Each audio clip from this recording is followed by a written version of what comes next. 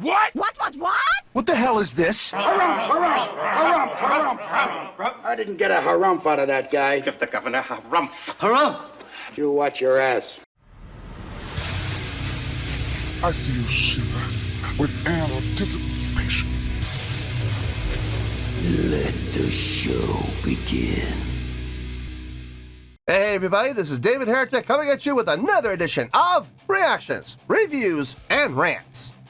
And tonight, okay, we're coming back to Sabaton. Yes, indeed, Sabaton Fans FEELIN YOU. Come on now. Here we go. This is a request from Helheim X, Papakito, Dragon King, Mag Netar, Brian the Electrician, and Lou Cipher. They all want to see me react to this song by Sabaton called Uprising. Now, have I heard the song before? No, I have not. To the best of my knowledge, this does not resonate with me in any way, shape, or form. However, there's always a possibility I may have heard the song in passing and I just don't realize it. So as always, if I start listening to the song and I suddenly go, wait a second, I recognize this song, I'll let you know. That's the truth. You know me, I'm gonna be honest with you guys. This was posted by Nuclear Blast Records, surprising, and the video has 4.98 million views. It'll get you there, almost to 5 million. Well, actually, considering the fact that this request was probably made almost a year ago, I'm willing to bet this is over 5 million now, but at the time it was requested, it had 4.98 million views. So, look, it'll still get you there.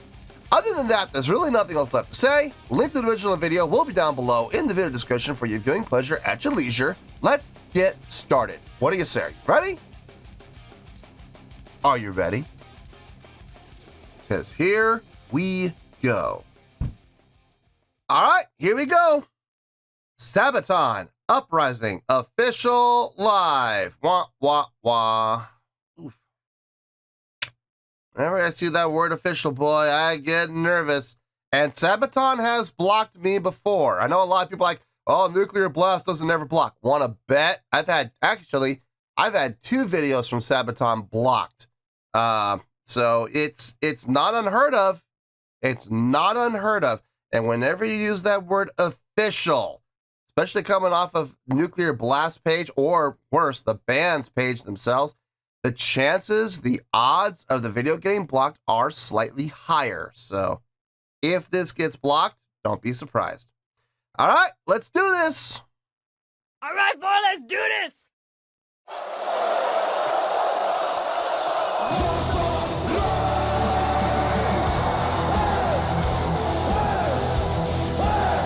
I like the feel already.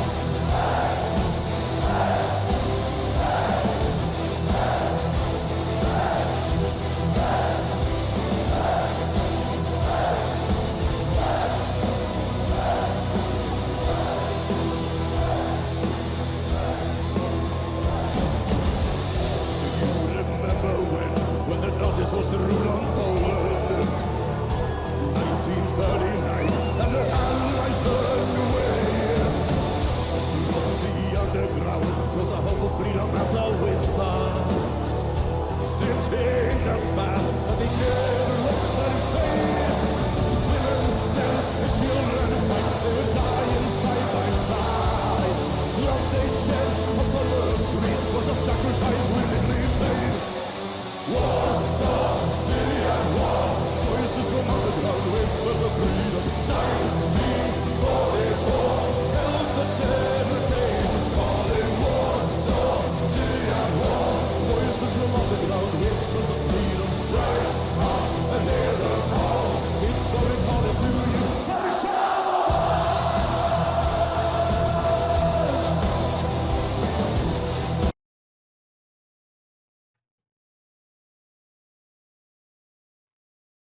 I can't hide it. I can't hide it. I'm digging it. I'm absolutely digging it. The feel on this, that just the tempo alone, great tempo for this type of feel of the song. That dun dun dun dun dun dun dun dun dun dun, one ba ba ba ba ba ba ba ba ba.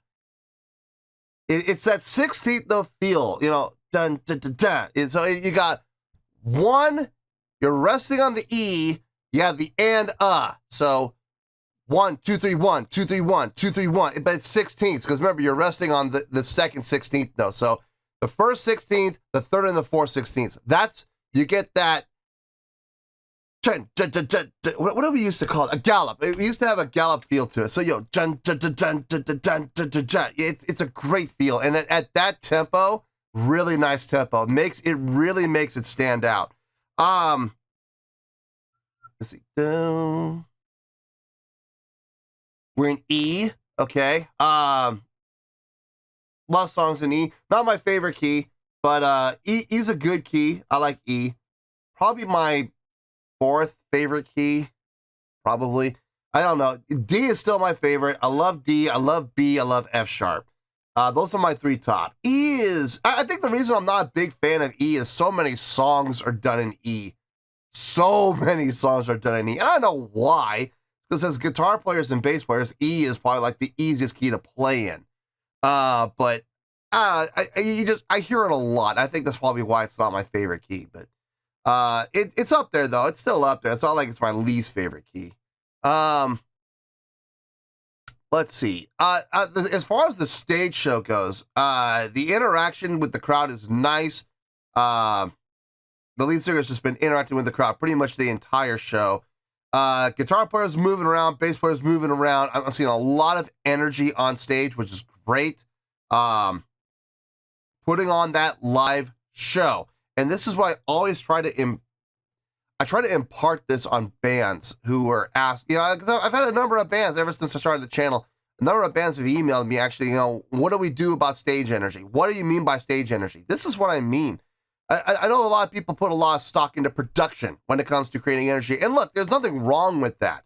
I've always said there are two ways that a band can get energy on stage. One, production. And there are a lot of bands that do that. Bands like Rammstein. They don't move around like hardly at all, but they put so much work and effort into their production and into their stage production and their effects and the lighting and the flames and everything like that. It makes the show intriguing. It makes the show interesting. And there's nothing wrong with that at all. And then you have other bands like this who they don't rely on all that stuff. They're more about moving around the stage, interacting with each other, interacting with the crowd. And guys, I'm going to tell you right now, if we're talking about cost effectiveness, this is the best way to go. This doesn't cost you anything but some sweat and some energy and some effort, and some thought, put into what you're going to do on stage, how you're going to move, when you're going to move, where you're going to move, when are you going to interact with this person, when are you going to interact with that person. You block it out, right? It's called blocking. You figure it out when it's going to happen and where. So, and I've been in a lot of bands where we do that. We actually will sit there. We'll plan it out. When are we going to do this? When are we going to do that?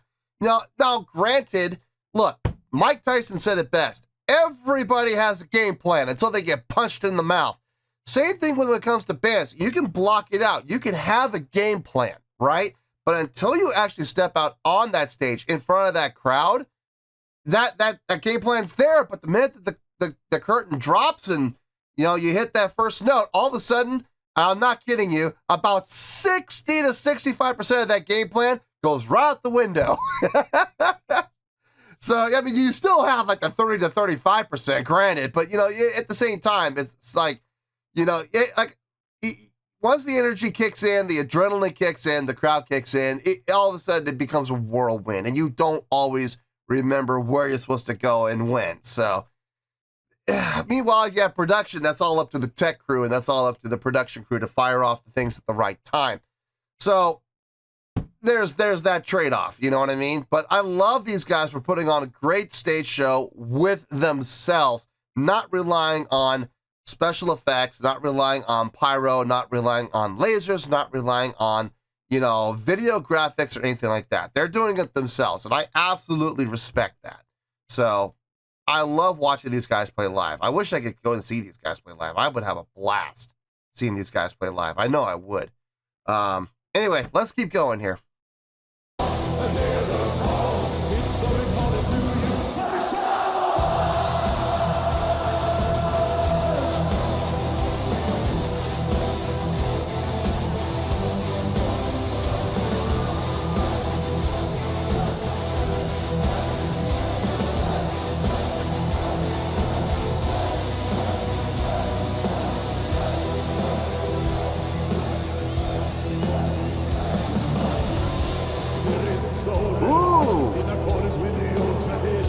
1944, still the allies burning away.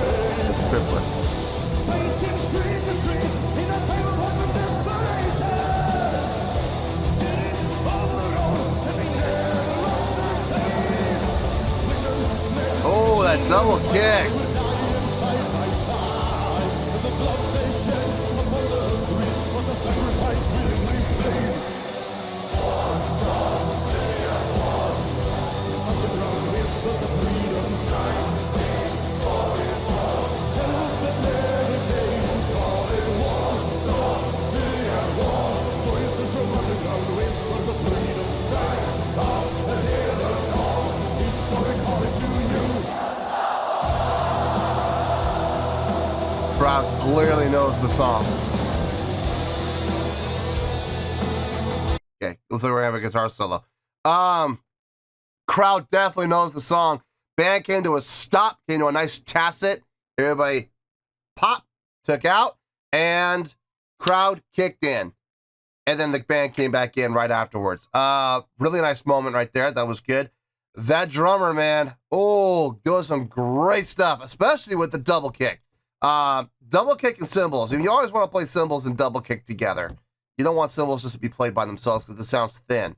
But getting those triplets, ba ba ba ba ba ba ba. Yeah, man, against the 4/4. Nice. So you dun dun dun dun dun dun dun dun dun dun. Now that gallop feel already almost has a triplet feel to it, almost, but it's not triplets. It's 16ths. They're just taking the second 16th note out and they're resting on it. So you got that dun dun dun dun dun dun dun dun dun dun dun dun dun dun dun dun. Yeah, that triplet mixed in there with that double kick. God, that's nice. That is really nice. I dig that. Sounds really good. I'm seeing pyro now, but here's the thing: the pyro is there. That's production, right? It is. But is the pyro stealing the show? Is the pyro taking over, and is the pyro becoming the show? No. The pyro is being used strictly as an accent. It's like, okay, imagine, okay, for those of you that are foodies out there, imagine a cupcake, right? Okay, you have the cake part of the cupcake, right? That's the song, okay? Now, personally, this is just me. I can't stand frosting. I hate frosting. I don't care what kind of frosting it is. I can't stand it. If anybody ever gives me a cupcake, I will 9 times out of 10 take a butter knife or something like that, scrape the frosting off, and I'll eat the cake by itself, okay? I can't stand frosting. But I know a lot of people love frosting, okay? Here's the song. It's the cake. The live performance, that's the icing, right? Okay, now, that's the frosting. Now, here comes the pyro. Sprinkles. All it does is add to the presentation. Is it necessary? No, it's not. But it's nice to have. It's very aesthetically appealing, isn't it? Absolutely. It's a great visual addition. Necessary? No, not by any stretch, but it adds to the overall value, right? So let's look at that cupcake. Cupcake, frosting, how much will you pay for that? $5, $6, $10, whatever, right? Add sprinkles at $1. Those sprinkles that maybe cost 5 cents, if that, and you tack on $1. Why? Visually pleasing, overall presentation, right? Perceived value. That is what we're talking about right here. You add that pyro. Necessary? No, but it adds to the overall value. And could they have done the show without the pyro? Yeah, they have plenty of stage energy. They don't need it. But by adding it, it just made the show that much more entertaining, that much more appealing. Thus, the overall value and the perceived value goes up. Not a lot, but every little bit counts, right? Absolutely, every little bit counts. So it went from, here to here.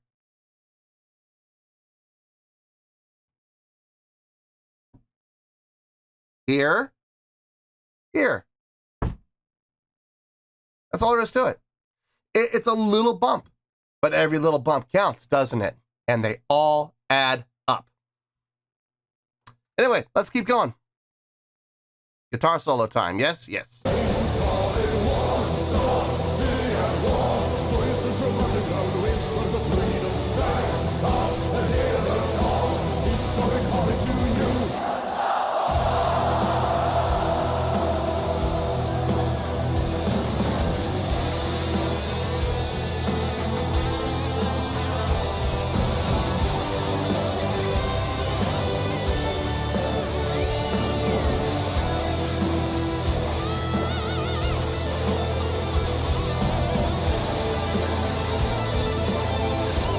Little tapping action there.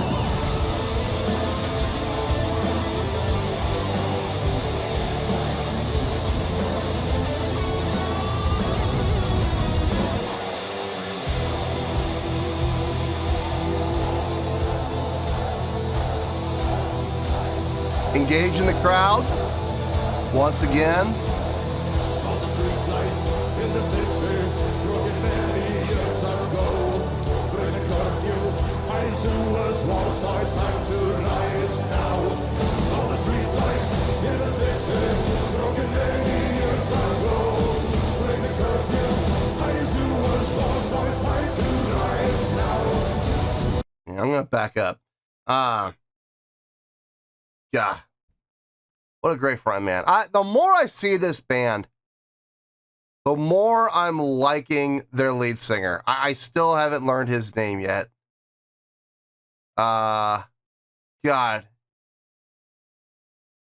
Joaquim, I think. I'm probably wrong. Never mind. I gotta learn his name. The more I watch him, the more I appreciate him and respect him as a frontman. He is constantly engaging the crowd. Constantly. Every chance he gets. He reminds me a lot, and I'm not saying this in a disrespectful way, he reminds me a lot of Bruce Dickinson. He does, but without doing all the audio cues, all the vocal cues. Like, Bruce, one of my biggest gripes about Bruce Dickinson is, like, every song, and I mean every song, he engages the crowd with his voice, and he gets the cheap pop by saying the name of the city that they're playing in. You know, Anaheim or Dallas, or, you know, let me hear you, Dallas, and, you know, the crowd goes, yay. It's a cheap pop. It is. It's absolutely a cheap pop. But you know what? Cheap? Maybe. Yeah, actually, there's no maybe about it. It's a definite yes. It's a cheap pop, yes, but it's still a pop. Okay? It is still a pop. It gets the crowd to respond. It gets the crowd engaged. Am I a fan of it? No, especially since, in my opinion, I think he overuses it quite a bit. A lot, actually. But but Bruce still engages physically with the crowd too. A lot of big, grandioso arm movements and arm motions. This guy does all of that. He does the big, grandiose arm movements, arm motions, pumping his fist, clapping his hands, getting the crowd to be engaged, right? But he does it without the cheap pop in every song like Bruce Dickinson does. He does it physically, all the things that Bruce Dickinson does, but he doesn't use the vocals. He doesn't vocalize, you know, that cheap pop.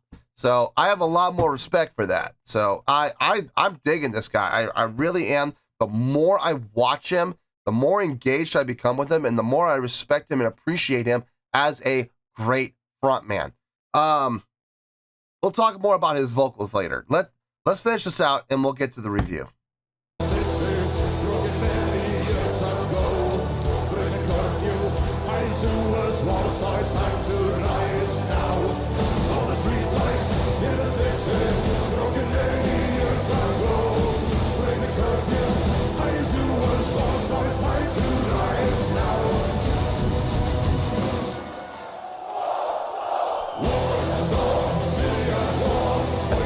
The double stick twirl.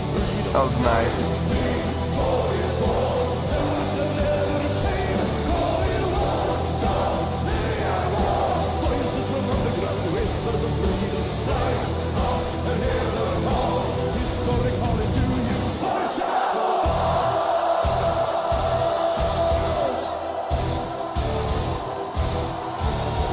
Good accents.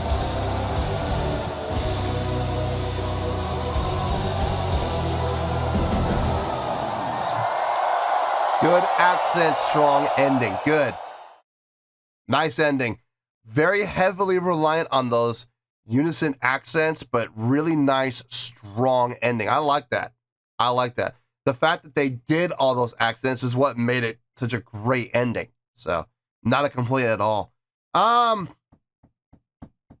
Let me think about this. I'll see you in the review and we'll talk about it. Well, there you go, folks. That was Sabaton with Uprising. This was a request from Helheim X, Papa Kato, Dragon King, Magnetar, Brian the Electrician, and Lou Cipher. Okay, on a scale of 1 to 10, I'm going to give that an 8.6. Yep, 8.6. I feel good about that score. Let me tell you why. Why? Okay, let me just get this out of the way. All right, I have to say this because a lot of people are going to, I'm going to say a lot of great things about this, and a lot of people are going to go, well, if it's so good, then why didn't you give it a higher score? Here's the deal. If I'm comparing the song to other Sabaton songs I've heard, would I consider this better than those songs? Some of them, yes. Some of them, no. I would honestly put this song right about in the middle. It's not the best, but it's not the worst either. It's a very midline song by Sabaton standards. Look, here's Sabaton's range, right? Here's the range of songs. All the songs I've heard so far. I would put this right in the middle. Bam. There are other songs that I really enjoyed. Night Witches is still up there, guys. I'm sorry, but I loved that song. It's such a great song. But then again, there have been other Sabaton songs that, you know, they've been good, but they're not anywhere close to being here. You know what I mean? This song I'm putting right about in the middle. It's a really, really good song. Okay, I would dare say it's a great song. Okay, basing my score on just the song itself, I would give it about probably 8.1, 8.2, just for the song itself. Okay, it's a well-written song. It's in E. It's very typical. E's and D's are usually where you're gonna see Sabaton hang out. Sometimes B, sometimes F sharp. But E is a very typical thing. It's a very easy key to play in if you're a guitar player or a bass player. What is from a chordal structure standpoint, not impressive at all. I hate to use the word generic, I really do, but chordally, from a chordal structure and chordal flow standpoint, I've heard other songs that sound exactly like this. So I can't really say that what they were doing from a chordal structure standpoint or from a chordal flow standpoint was all that impressive. However, the feel of that song, that tempo, the way they were subdividing those 16th notes with the ba ba ba ba ba ba ba ba ba ba, and they had that galloping feel going all the way through the entire song. Gotta love that. And it's so simple. 4 16th notes. Take out the second one each time. There's your entire measure. 4 times. Bum ba ba bum ba ba bum ba ba bum ba ba bum ba ba bum ba ba bum ba ba bum ba ba bum ba ba bum ba ba bum ba ba bum ba ba bum ba ba bum. See what I mean? You got 16 notes in the measure. You take out 4, so you have 12. 16 notes per measure in there with that gallop feel. So simple, so easy to do, but because of the tempo they had the song at, it was a lot more effective. If they were to take that song and bump it up like 30 beats per measure, and they could very easily. I mean, if they have it a much slower tempo. Let's say they bump it up 30 beats per measure. Now we got Barracuda. Wow. You know, it's the same feel. It's the exact same feel. Would that have been as effective? No, not for this song. I feel with this song, this tempo, really nicely done. Really nicely done. Let's see. As far as the musicianship goes, the guitar players did an outstanding job. No complaints with anything they did. Bass player, outstanding job. No complaints with anything he did either. It sounded right. It sounded good. Everything they played was really well done. I do have a gripe about the guitar solo. They split like they usually do. Each guitar player takes a little bit. The first guitar player, I could hear clear as a bell, loud and clear, no issue, no problem. I heard everything he did. When the other guitar player took over, I had a really hard time hearing him. And that's not the band's fault. That's up to the mix. That's up to the FOH. And I think FOH kind of dropped the ball on that one. Which is a shame because I would have really liked to have heard what he played in full. But, you know, listen, I can only work with what I got. So, but the first guitar solo was really nice. A little more melodically based rather than technically based, which was... I've heard Sabaton do both. I've heard them be very, very technical. And we got some technicality in there, don't get me wrong. When we came to the tapping part, it was impressive, but nothing I haven't seen them do before. But the melodic lines that they were doing within the guitar solo was really nicely done. Good note selection. Great use of vibrato on those sustained notes. I liked it. Everything the guitar solo did was fine. Bass playing was fine. Guitar playing was fine. The drumming. Here we go. The drumming on this was really nicely done. I loved how he took those triplet subdivisions and stuck them into the fills. In the kick and the cymbals especially. Not normally a big cymbal guy. I'm not, but because he had the kick going with the cymbals, you know, the ba ba ba ba ba ba, when he did those triplet fills, being driven by the kick and accented with by the cymbals, it made it sound really good, and I dug it. He did it a couple times. Now here's the thing, he didn't overdo it. If he did that same fill every single time, I would be like, okay, well, I mean, look, it's your cool new toy, but you've overplayed it, you know what I mean?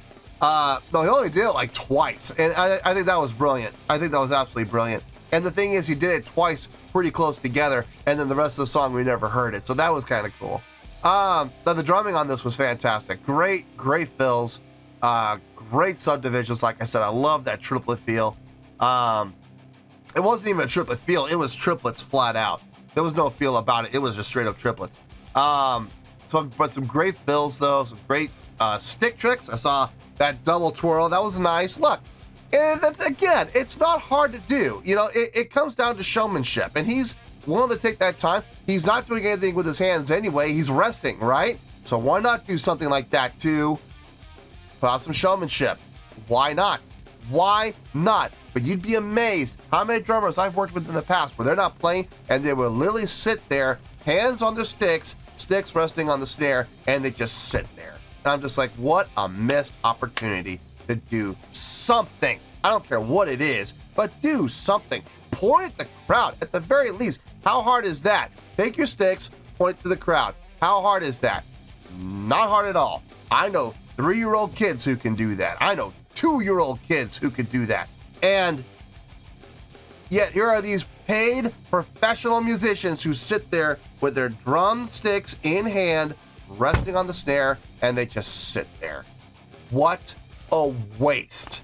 And yet these guys have the audacity to charge $1,000 a day, $2,000 a day, $5,000 a day. And that's what you get for your money. You have got to be kidding me. I'm looking. I'm not going to say the name because I've worked with him before. And even though I'm saying it in jest, I don't want to ever, burn bridges. But there's a particular drummer I have worked with in the past. The dude charges, I kid you not, he charges $5,000 a day, and he does the same stuff where he just sits there, hands, sticks resting on snare for like 2 measures. I'm like, he can't point to the crowd or something. The thing is, I doubt he watches this channel. I very seriously doubt he does, but a friend of his might, and a friend of his might get, if I say the name, his friend might contact him and go, hey, that bass player you played with, yeah, he's talking crap about you on YouTube. So, no, I'm not going to say his name. The lead vocalist, the more I watch him, the more I appreciate him, not so much as a singer, although don't get me wrong, I'll talk about his vocals in a little bit, but more as a front man. Let's talk about the vocals first. Let's get that out of the way. I've said this about him before in the past. His vocal range is not all that impressive. I think he's got about a 2 to 2.5 octave range. That's about it. So his range is about here, right? But I've made this analogy before, and I'm going to make it again right here. There are two types of singers. There are singers who have this much ability, this much talent, and they use that much of it. That's all they use. They have this much, and they use that. That's all they use. Then again, you have other performers, other vocalists, other guitar players, whatever it might be, who have this much talent, this much ability. Not this. They have this much talent and this much ability, and they use that much of it. They use all of it. And this guy is a classic example of what I'm talking about. He only has, like I said, about 2 octave range to 2.5 octave range, somewhere in there. That's all he's got. But he utilizes all of it, and he makes it work, and he makes it sound good. He doesn't try to go outside of his comfort zone and try to push to a higher register and end up cracking and sounding bad or sounding thin. No, he knows where his strengths lie, and he plays to his strengths. And I know a lot of people are like, yeah, but he doesn't have a 5 octave range like so-and-so, or a 6.5 octave range like so-and-so. So what? Big deal. He takes what he can do and he makes it work. And you have got to respect that. I'm sorry. You have got to respect that. And he does a great job of it. Now, from the frontman standpoint, like I said, the more I watch him, the more I dig him. He has shown me every time I've watched them play live, I don't think I've ever seen a performance where they play live where he has ever mailed it in. And for those of you that don't know what that means, they don't care, and they just kind of go on autopilot, and they do the bare minimum required. I've never seen him do that. I have always seen him doing big arm motions, big grandiose arm motions, very much like Bruce Dickinson. I do like Bruce Dickinson's approach from a visual standpoint, because everything he has said this in interviews, and I really believe that this lead vocalist does this too. Bruce Dickinson has said in the past during interviews that he's not playing to the front of the crowd. He is playing to all the people in the cheap seats, way back up in the nosebleed section. That's who he's playing to, and that's why he does everything so big and grandiose when it comes to his movements and motions, because when you're that far away, you have a hard time seeing the stage, you know? So the bigger you can do your motions, the bigger you can do your movements, the better the odds are the people in those cheap seats can see you. And I agree with that. I remember when I heard that interview, I was like, that's so smart. So I started to adapt that same type of philosophy into my stage persona, my stage presence, and my stage showmanship. So everything I do is big and huge, and I do everything that way because I'm not playing to the people in the front. Granted, they're there, and I am playing to them, yes, and by default, but I'm really playing to the people up in the cheap seats. So it's the same thing with this guy, I have a feeling. Everything he does is big, everything he does is huge. And the thing is, he's able to get the same type of responses, he's able to get the same type of reactions from the crowd that Bruce Dickinson gets without resorting to the cheap pop. And you know what I'm talking about. I already talked about it, where you say the name of the city you're playing in 3 or 4 times over the course of every single song. That is my only real gripe about Bruce Dickinson, is that, the overuse of the cheap pop. Look, there is nothing wrong with saying the name of the city you're playing in and getting that cheap pop. There's nothing wrong with it, as long as you only do it like 4 times, 5 times, maybe 6 at most through the entire show, okay? Now, if you're doing it 4, 5, or 6 times every single song, like Bruce does, it gets old really quick. It does, man. I'm sorry, but I guess you have to be there in the moment to appreciate it. You know, if they're in your city and he's saying your name, you know, San Diego, and you know, San Diego, California goes nuts every time he says it. And they do. If you watch live footage of Iron Maiden, you know, you'll watch him do it like 4, 5, 6 times per song. And each time he gets that pop. He does. So he makes it work. That's great. I don't like it. I think it's cheap, but it's a pop nonetheless. But this guy from Sabaton, he doesn't even do that. He doesn't even say the name of the city, but he still gets a rise out of the crowd. How? Through visual cues. And there's nothing wrong with that. You just have to know and be confident in your crowd to be able to do things like when the band cut out and they did that tacit and they laid out and nobody played, and the crowd, you could hear clear as day singing the words of the song. And then the band came back in. You have to have faith in your crowd. You have to have confidence in your crowd to pull that off, because I'm going to tell you right now, this has happened to us before.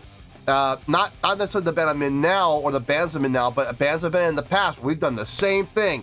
And it was a pretty decent sized crowd, 150, 200 people in the crowd in a little club, club on Sunset Boulevard. And we did the same thing. We stopped, and I kid you not, you could hear a pin drop. And it's like, oh God. Well, we're not doing that again. So, it's the same thing here though. You gotta have the confidence in the crowd to be able to respond to your cues. And he's got them in spades, man. He really does. No, I dug the performance. I dug the live performance. And like I said, I would give the song on its own, I would probably give like an 8.1, 8.2. But the live performance that these guys do, a combination of what they do on stage, accented by some tremendous production, okay? I'm not ignoring the pyro. I'm not. All I'm saying is the pyro is not the focus, and it never should be the focus unless you are a production-based band, a band like Rammstein, where they are a production-based band. That is their show, is their production. They make no quarrels about it, they make no qualms about it, and they make no apologies for it. They know who they are, they play to their strengths, they make it work, and that's not a slight against them at all. I actually give Rammstein all the praise in the world for having how should I put this? The confidence, I guess is the best way to do it, to acknowledge that they know who they are. They know what their strengths are, and they play to it. So no disrespect to Rammstein whatsoever. All I'm saying is Sabaton takes that same approach of production, and all they use it for is as an accent. They themselves provide the live show. And like I said, going back to that cupcake analogy, you got the song, there's the cake, the icing, that's the live show. That's them. That's their showmanship, their stage energy, their stage interaction, crowd interaction. That's the icing. The pyro, that's the sprinkles. It's very, very, very small part. It's not even needed. It's not even necessary, but it adds to the overall value, doesn't it? Yes, it does. So that is how I'm coming to the score of 8.6, and that is where we're going to end it. So 8.6, final score, I have spoken. Well, that's going to do it for this edition of Reactions, Reviews, and Rants. Hope you all enjoyed the show. Hopefully I was able to entertain you. If I was able to put a smile on your face and brighten your day, I did my job, and I'm so glad I could do it. If you guys feel like joining the fan base, go ahead and click on that button down there. If you guys want to like the video, go ahead and like the video. If you guys want to ring the bell, go ahead and ring the bell. It honestly doesn't make any difference at all to me, but if you guys feel like doing these things, then by all means, feel free to do so. Well, that's going to do it for the night, folks. Thank you very much for watching, and as always, this is David Heretic signing off, reminding you to stay fabulous and support each other. Later. Peace.